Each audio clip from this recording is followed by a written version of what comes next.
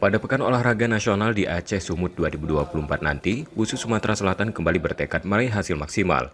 Atlet WUSU Sumsel optimis mampu menyumbang lebih banyak medali jika KONI Sumsel memberikan kuota lebih banyak untuk atlet WUSU Sumsel. Meski berhasil meloloskan beberapa atlet WUSU-nya ke PON Papua Silam, namun KONI hanya memberikan 1 tiket untuk atlet WUSU Sumsel. Harapan saya di tahun 2024 ini KONI bisa memberikan cabur WUSU tiket lebih banyak untuk bertanding di Medan dan di Aceh, karena cabur WUSU tidak pernah absen dalam merebut medali di PON, dan saya selalu menargetkan kepada anak-anak tetap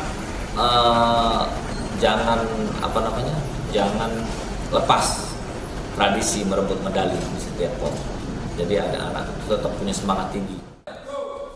Peta persaingan cabur ini meski ketat, namun atlet Sumsel optimis mampu memberikan banyak medali pada PON Aceh Sumut mendatang. Nur Muhammad, Kompas TV, Palembang, Sumatera Selatan.